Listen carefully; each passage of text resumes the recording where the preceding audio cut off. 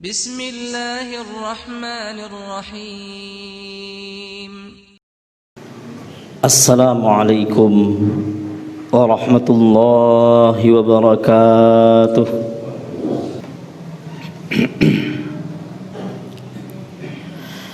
Innal hamdalillah nahmaduhu wa nasta'inuhu wa nastaghfiruh wa na'udzu billahi min shururi anfusina wa sayyiati a'malina. Innahu may yahdihillahu fala mudilla lahu wa may yudlil fala hadiya lahu. Ashhadu an la ilaha illallah wahdahu la syarika lah wa ashhadu anna Muhammadan abduhu wa rasuluh. Ya ayyuhalladzina amanu taqullaha haqqa tuqatih wa la tamutunna illa wa antum muslimun. Ya ayyuhan nasu taqu rabbakumul ladzi khalaqakum min nafsin wahidah wa khalaqa minha zawjaha wa batha minhuma rijalan katsiran wa nisaa wattaqullaha alladzi tasaaluna bihi wal arham innallaha kana 'alaykum raqiba. Ya ayyuhalladzina amanu ittaqullaha wa qulu qawlan sadida yuslih lakum a'malakum wa yaghfir lakum dhunubakum wa man yuti'illaha wa rasulahu faqad faza fawzan 'azima.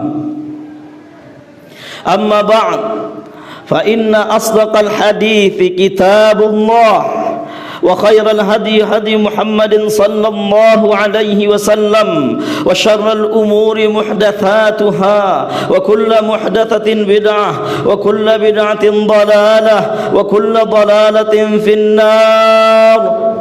Ayyuhal muslimun, inni usikum wa nafsi bitaqwallah faqad faza man ittaqa fid dunya wal akhirah. Allahumma ij'alna minal muttaqin. Kaum muslimin, jamaah salat Jumat yang semoga dimuliakan Allah Subhanahu wa taala.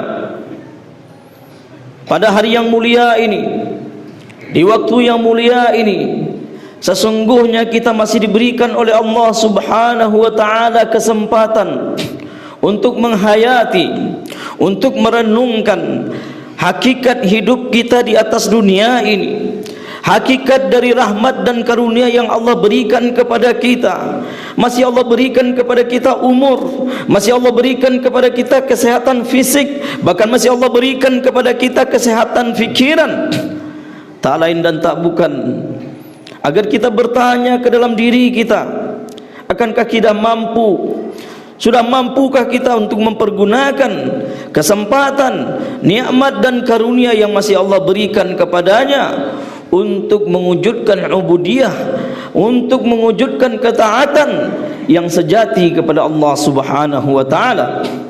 Karena sesungguhnya kaum muslimin, kesyukuran yang sebenarnya itu adalah kewajiban kita. Tak lain dan tak bukan, tujuan utamanya adalah agar kita benar-benar menyadari bahawa sesungguhnya kita adalah hamba Allah dan akan kembali kepada Allah, dan segala apa yang kita lakukan di atas dunia ini akan kita pertanggungjawabkan di hadapan Allah Subhanahu wa taala.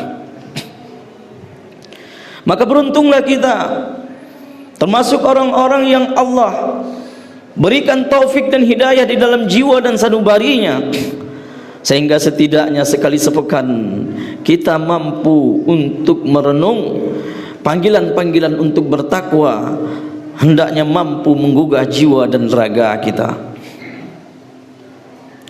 Kemudian salawat dan salam untuk Nabi Muhammad sallallahu alaihi wasallam, Nabi terakhir, Rasul penutup yang Allah utus berbekalkan wahyu dan Allah perintahkan kepada beliau agar wahyu yang telah diturunkan itu disampaikan, diajarkan, dicontohkan kepada umat manusia, terutama orang-orang yang mau beriman kepada ajaran Allah dan Rasulnya ini. Khatib selalu mengingatkan kita dan selalu menghimbau kaum muslimin, mari kita pergunakan kesempatan yang masih Allah berikan untuk berkaca di dalam diri kita. Sudah berapa banyak ajaran-ajaran yang telah ditinggalkan oleh Rasulullah, tuntunan-tuntunan yang telah dicontohkan oleh Rasulullah, sudah berapa banyak yang kita pahami. Lalu dari yang kita pahami dan yang sudah kita ketahui, sudah berapa banyak pula yang mampu kita amalkan dan kita kerjakan. Dan dari sekian banyak yang sudah kita kerjakan, sudah berapa banyak pula yang mampu kita ajarkan atau kita dakwahkan kepada orang lain. Khatib selalu mengingatkan kaum muslimin, sesungguhnya apa yang kita lihat di saat sekarang ini terkhusus terhadap umat Islam sebenarnya sebagai renungan internal, sebagai muhasabah zatiyah, sebagai muhasabah dakhiliyah, sebagai muhasabah atau evaluasi internal kita sebagai umat Islam adalah sesungguhnya sadar atau tidak ada di antara ajaran-ajaran Rasulullah sallallahu alaihi wasallam mungkin belum mampu kita ketahui atau kita pelajari, atau mungkin setidaknya belum mampu kita kerjakan atau kita amalkan. Karena sesungguhnya kaum muslimin, kalau kita lihat Rasulullah sallallahu alaihi wasallam dalam menyampaikan, dalam mengajarkan Islam ini, dalam mempraktekkan Islam ini, kita akan menyaksikan sebuah fakta yang tentunya menjadi kerinduan kita sebagai umat Muhammad sallallahu alaihi wasallam, bahwa dengan Islam beliau tidak hanya fokus kepada titik-titik atau bagian-bagian Islam tertentu saja, tapi Rasulullah sallallahu alaihi wasallam mengajarkan kepada kita Islam yang utuh, Islam yang paripurna. Nabi Muhammad tidak pernah mengajarkan umatnya hanya fokus terhadap ibadah-ibadah pribadi saja, salatnya, puasanya, berinfaknya, zakatnya, hajinya, umrahnya, berzikirnya. Rasulullah tidak pernah mengajarkan agar umatnya hanya mengamalkan sisi itu saja. Tapi Rasulullah sallallahu alaihi wasallam mengajarkan kepada kita, di samping kita harus taat secara pribadi, melaksanakan ibadah-ibadah yang telah diajarkan kepada kita, tapi Rasulullah sallallahu alaihi wasallam mengajarkan sebuah prinsip, yang prinsip ini dapat jelas kita baca dari seluruh manusia-manusia yang telah beriman dan belajar langsung dari Rasulullah sallallahu alaihi wasallam, yang kita sebut dalam istilah syar'i dengan istilah sahabat. Tak satu pun sahabat yang dididik oleh Rasulullah sallallahu alaihi wasallam. Apa yang ditanamkan oleh Rasulullah, tak satu pun sahabat yang melupakan hal yang ditanamkan oleh Rasulullah sallallahu alaihi wasallam ini. Kaum muslimin, apa yang diajarkan dan yang ditanamkan oleh Rasulullah? Jawaban dari sebuah pertanyaan, apa yang bisa aku perbuat dan aku persembahkan untuk Islam dan kaum muslimin? Setiap umat yang diajarkan oleh Rasulullah, setiap manusia yang belajar langsung kepada Rasulullah setelah sebelumnya mereka beriman, dalam kepala dan sanubari mereka tergores atau tertoreh di dalam hati dan sanubari mereka, apapun akan saya lakukan demi berbuat, demi membela agama yang telah saya pelajari dari Rasulullah sallallahu alaihi wasallam. Meskipun kita harus sadari di zaman-zaman belakangan muncullah umat-umat Islam atau oknum daripada umat Islam yang barangkali tak sedikit di antara mereka yang dilabel sebagai orang yang soleh, orang yang siap, orang yang taat. Berbagai macam pujian akan dialamatkan kepadanya, tapi mereka seolah-olah ingin memberikan pemahaman dan opini kepada orang lain bahwa kalau kita sudah punya masjid, bahwa kalau kita sudah punya pendidikan Islam, bahwa kalau kita sudah punya pengajian, bahwa kalau kita sudah aman salat, bahwa kalau kita sudah aman berpuasa, bahwa kalau kita sudah bisa berangkat haji dan umrah, Sudah cukup bagi kita menjalankan Islam. Tidak peduli bagi kita siapapun yang akan memimpin kita. Tidak peduli bagi kita bagaimanapun kondisi sosial masyarakat kita. Yang penting kita tenang beribadah. Tidakkah itu sebagian potret wakil, potret realita umat Islam di zaman sekarang di berbagai belahan dunia? Khatib cuma ingin mengingatkan, akankah Rasulullah pernah mengajarkan pemahaman seperti itu? Atau justru pemahaman itu muncul bukan dari Rasulullah, bukan dari Abu Bakar, bukan dari Umar, bukan dari Uthman, bukan dari Ali, bukan dari Talha, bukan dari para sahabat, bukan daripada tabi'in, bukan dari tabi'in, tapi pemikiran itu adalah muncul daripada Ghazul Fikri yang berujung dengan penjajahan hampir seluruh wilayah kaum muslimin. Kaum penjajahlah yang mengatakan kepada orang Islam, yang menanamkan kepada orang Islam, kalau kalian ingin menjadi orang Syiah, cukup kalian punya masjid, cukup kalian berzikir, cukup kalian salat, tapi yang mengatur kehidupan kalian, ekonomi kalian, politik kalian, militer kalian, cukup kami yang mengaturnya. Oleh sebab itu kaum muslimin, meskipun pemahaman yang khatib baru sampaikan ini, kita butuh waktu. Kita butuh waktu yang cukup panjang untuk bisa meyakinkan umat Islam kembali kepada ajaran yang telah ditinggalkan oleh Rasulullah secara utuh. Kenapa khatib katakan seperti itu? Karena tak sedikit orang yang dilabel sebagai cendekiawan muslim, tokoh muslim, atau apapun label yang diberikan, yang menganggap pemahaman seperti ini seolah-olah diidentikan dengan aliran atau afiliasi tertentu. Khatib cuma ingin mengatakan, kalau kita mau jujur sejujur-jujurnya, mengakui dengan lisan kita, dengan hati kita, dengan sikap dan perbuatan kita. Sebagai contoh, barangkali khatib sudah pernah sampaikan sebelumnya, Nabi tidak pernah duduk seperti kita ini secara berkelanjutan lebih dari 2 bulan tanpa ada perperangan. Buku sejarah mencatat paling lama Nabi duduk tanpa ada perperangan hanyalah 2 bulan yang berturut-turut. Sisanya sebulan ada perperangan, sebulan setengah ada perperangan. Tapi kalau kita katakan bahwa di antara ajaran Islam itu adalah berperang, siapa yang menuding kita sebagai pemahaman radikal?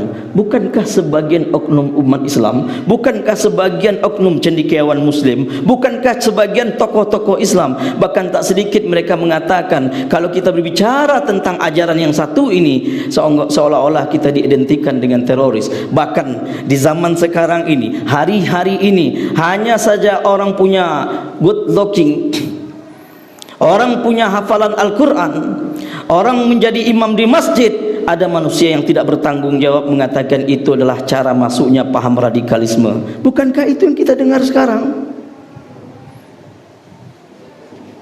Oleh sebab itu kaum muslimin, dalam khutbah ini khatib ingin mengajak kita sama-sama merenungi dan menghayati firman Allah Subhanahu wa taala di dalam surat Al-Anfal ayat ke-45 dan juga ayat ke-46, ketika Allah Subhanahu wa taala berfirman, a'udzu billahi minasyaitonir rajim, ya ayyuhalladzina amanu idza laqitum fi'atan fathbutu wadhkurullaha katsiran la'allakum tuflihun wa athi'ullaha wa rasulahu wa la tanaza'u fatafshalu wa tadhhaba rihukum wasbiru innallaha ma'as sabirin. Allah menyeru kita, Allah mengetuk pintu hati kita, wahai orang-orang yang telah beriman. Dan ayat ini dialamatkan kepada kita yang telah mengakui diri kita sebagai orang-orang beriman. Wahai orang-orang yang telah beriman, apabila kalian bertemu dengan musuh, apabila kalian berhadapan dengan sekelompok musuh, apa perintah Allah kepada kita orang-orang beriman? Fathbutu. hendaklah kalian teguh pendirian, hendaklah kalian kokoh pendirian. Lalu Allah berikan tuntunan-tuntunan berikutnya, wadhkurullaha katsiran la'allakum tuflihun. Untuk supaya kita bisa teguh pendirian, untuk supaya bisa kita tangguh dalam menghadapi musuh, Allah tunjukkan untuk bisa mencapai itu jalannya adalah yang pertama, wadhkurullaha katsira. Ingatlah Allah dengan banyak, la'allakum tuflihun. Ingatlah Allah dengan sebanyak-banyaknya agar kalian mendapatkan kemenangan. Di ayat 46 Allah juga memberikan tuntunan, wa athi'ullaha wa rasulah. Ini ayat adalah merupakan inti dan saripati daripada ajaran Islam. Bahkan bisa kita katakan pondasi utama, dasar yang paling besar di dalam ajaran Islam itu. Apa kata Allah? Wa athi'ullaha wa rasulah, dan taatlah kalian kepada Allah dan Rasulnya.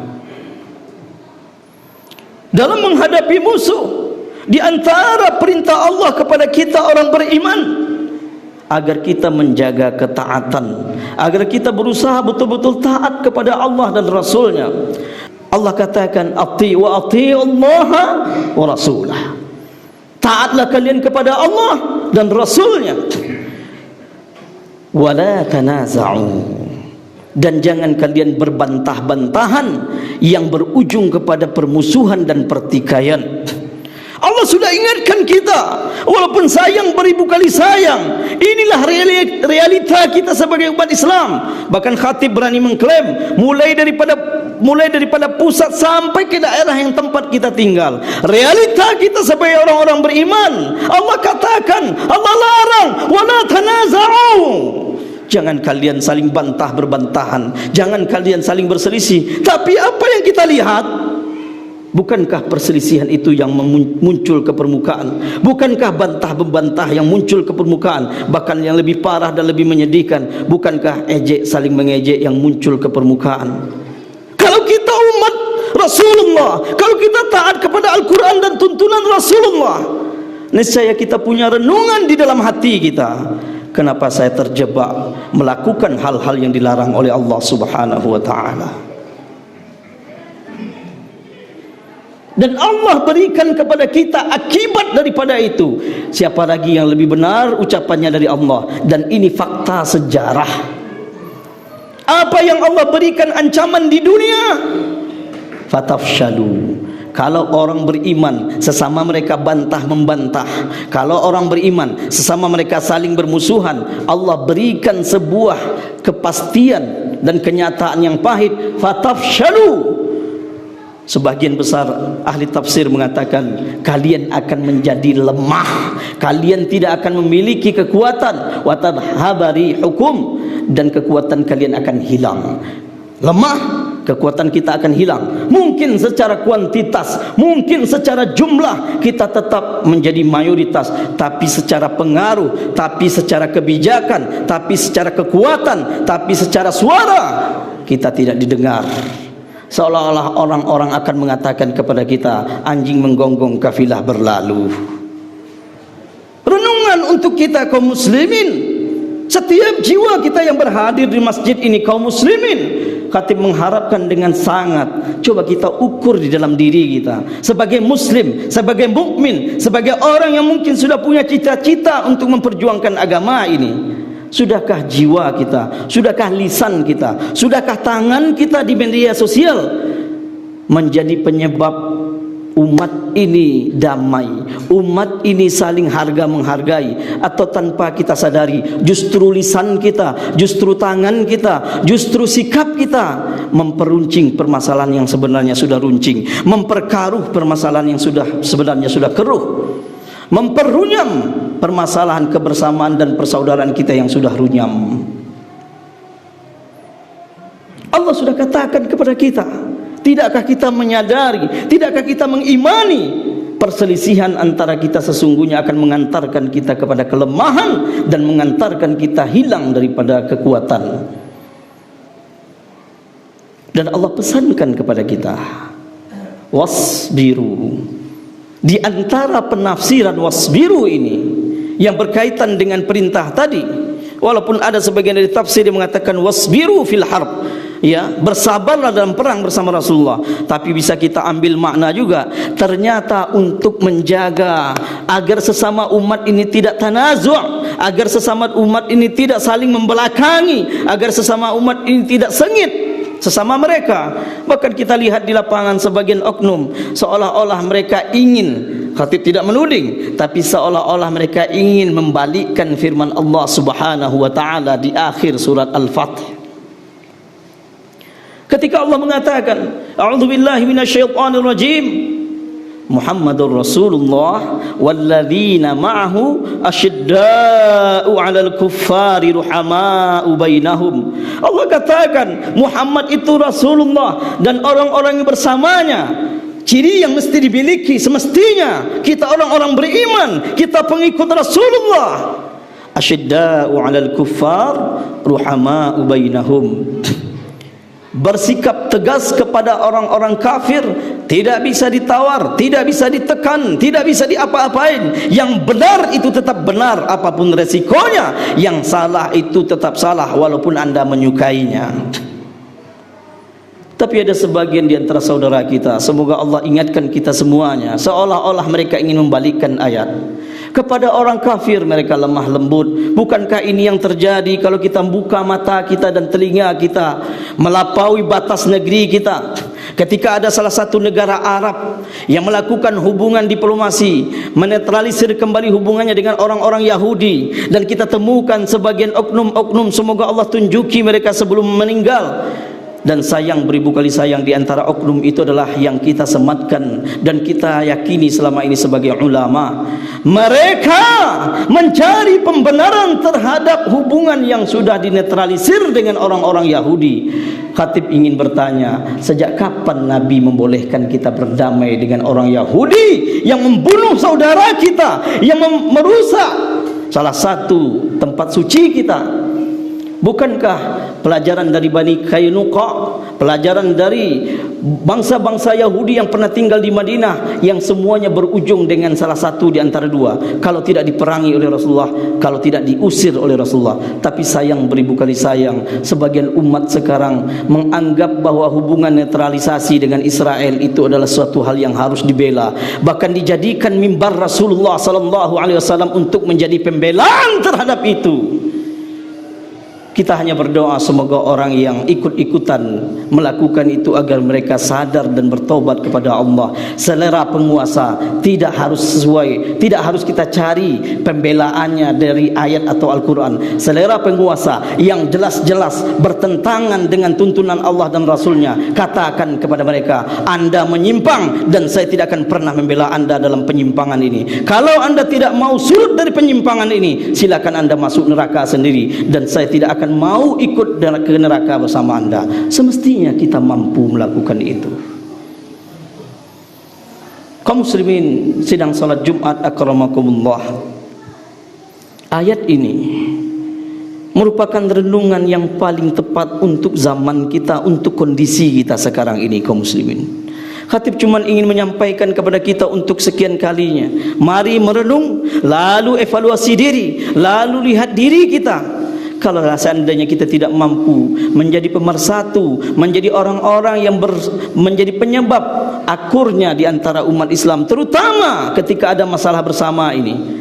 Bukankah kita pernah membaca sejarah di antara pertikaian atau perbedaan pendapat yang berujung sangat keras di tengah-tengah sejarah umat Islam adalah ketika menyikapi terbunuhnya sahabat yang mulia Utsman bin Affan radhiyallahu anhu. Tidak bisa dipungkiri bahwa Utsman bin Affan merupakan sahabat yang sangat mulia dan beliau dibunuh oleh orang-orang Khawarij. Setidaknya ketika itu sahabat Rasulullah SAW terbagi dua dalam menyikapi bagaimana menyelesaikan perkara terbunuhnya Utsman. Dan pertikaian itu melahirkan sebuah tragedi sejarah yang tentu kita harus mengambil pelajaran dari tragedi sejarah itu. Pertikaian itu diantaranya melahirkan perperangan Siffin antara dua kelompok kaum muslimin, antara kelompok Ali radhiyallahu anhu dan antara kelompok pimpinan Muawiyah radhiyallahu anhu. Kedua-dua mereka adalah murid Rasulullah. Tapi kalau kita baca sejarah kaum muslimin, perperangan atau pertikaian di antara mereka, perbedaan pendapat di antara mereka sampai kepada perperangan, tahukah kaum muslimin di antara yang menjadi berhentinya mereka berperang, tahukah kaum muslimin? Ketika masing-masing mereka menyadari, pihak Ali menyadari bahwa di belakang mereka masih ada kekuatan Persia yang belum betul-betul hancur. Kalaulah mereka kalah, kalaulah mereka binasa, kalaulah umat Islam di bagian Irak binasa, maka orang-orang Persia akan tamak, akan rakus, akan merampas kembali wilayah Islam. Dan Muawiyah juga menyadari, kalaulah mereka kalah, kalau mereka binasa, maka Biladus Syam akan kembali dikuasai oleh orang Romawi. Mereka menyadari bahwa ada Romawi dan Persia merupakan musuh bersama, dan itu salah satu penyebab mereka melakukan perdamaian kembali. Bahkan Muawiyah dan Ali ingin mengajarkan kepada anak cucu mereka bahwa sesungguhnya perperangan yang pernah terjadi antara mereka berdua sebuah kesalahan yang tidak boleh terulang lagi. Apa yang beliau buktikan kaum muslimin? Beliau berusaha memberikan wasiat kepada anak cucunya agar terjadi hubungan persemandoan, agar terjadi hubungan pernikahan. Itulah rahsianya kita lihat anak cucu Muawiyah dengan anak cucu Ali terjadi pernikahan yang sangat banyak. Apa yang mengingatkan mereka untuk berhenti bertikai? Musuh bersama yang mengancam umat Islam. Dan khatib mengambil dari sejarah ini, betapa berat pun mungkin apa yang ada di antara kita, betapa berat pun mungkin ucapan dan kata-kata yang ada di antara kita. Mari kita sama-sama selalu mengingat di antara petunjuk Allah Subhanahu wa taala agar kita bisa menjaga persaudaraan seiman dan seakidah itu adalah firman Allah di dalam surat Al-Hujurat ayat ke-12. Apa poinnya?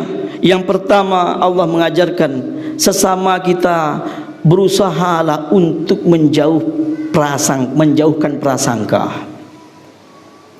Bukankah itu penyebab pertama rusaknya hubungan kita? Karena mungkin kita lebih mendahulukan zon, lebih mendahulukan prasangka kita. Kita tidak punya bukti yang kuat dan kokoh. Walaupun kadang-kadang prasangka itu didasari oleh kejadian-kejadian masa lampau misalnya, tapi bagaimanapun zon itu tidaklah baik. Bahkan Rasulullah mengatakan zon itu adalah aktabul hadith, merupakan ucapan yang paling berdusta. Lalu Allah katakan apa lagi? Wala tajassasu. Jangan mencari-cari kelemahan dan kesalahan-kesalahan saudaramu.